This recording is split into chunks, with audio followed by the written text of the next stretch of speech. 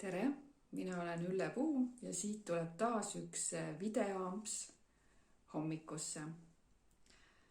Ma olen märganud, et praegust on inimesed hästi palju mures, hirmul, kartuses, natukene närvilised, masenduses ja sisemist sellist rahutut olekut on hästi palju, mida inimene kohati isegi ei oska iseendal seletada, miks see nagu on tekkinud või miks ta on.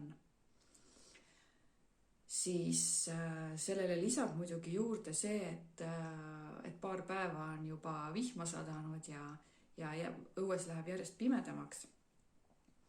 Aga see ei ole ju mitte midagi uut. Iga aasta on see niimoodi ja see ei peaks üldse üllatama.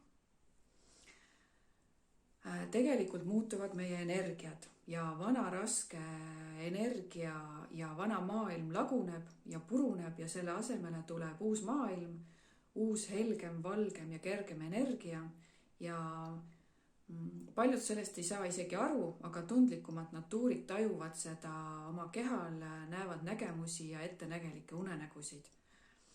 Et igalühel on nagu omamoodi. Siis kuidas siis sellest raskemast energiast siis välja saada on see, et vali sinagi endale võimalus sellest vanast energiast välja tulla. Siis reaalses mõttes see tähendab seda, et sa peaksid loobuma vanadest sellistest rasketest mälestusest, vanast murest, vanast vihast ja vimmast, vanadest pisaratest ja pettumustest ja ka isegi vanast leinast, mis on nagu kunagi olnud. Et see ei tähenda, et te peaksite kellelegi nagu kaela langema suurest õnnest ja andestama, vaid lihtsalt saage sellest juba ükskord üle. Et ja tulge ja andke endale võimalus või anna sina endale võimalus tulla sellest vanast väsinud energiast nagu välja, mis väsitab sinu keha ja hinge ja ei lase sind tõusta nagu kõrgemale tasemele ja tunda ennast kerguses ja helguses ja mõnusas enesetundes. Sest sa oled harjunud marineerima ennast vanas vihas ja vanas pettumuses, aga et ükskord tehakse ju marineeritud purk lahti ikkagi ja kas siis visatakse see sisu ära, mida mina praegust ütlen, et visake minema see sisu ja tuleb täita uuega. Võtta uus purk. Keha jääb meil ikka samaks, et see keha ongi meie see kest või karp või purk ja meie keha on väga intelligentne, et see võtab omaks uued harjumused ja uskumused, kui sa annad talle võimaluse oma kallile kehale. Siis mis siis teha? Siis mina soovitan kirja panna mantra, taotluse, avalduse, kuidas keegi tahab seda nimetada. Siis see taotlus on selline, et mina luban lahti lasta kõigest sellest raskest vanast energiast. Luban lahti lasta hirmu, õuduse, ängi, frustratsiooni. Lasen lahti viha, mis minu sisse on aegade jooksul kogunenud. Selle asemele luban iseendal vastu võtta helguse, valguse, armastuse, harmoonia, õnne ja rõõmutunde. Siis pane see kirja ja kinnita endale kuskile seinale, kus sa seda näeksid. Ja luba iseendal seda korrata 21 päeva. Siis tekib uus harjumus selle aja jooksul. Siis see ei ole nagu luuletuse lugemine, et sa õpid selle pähe.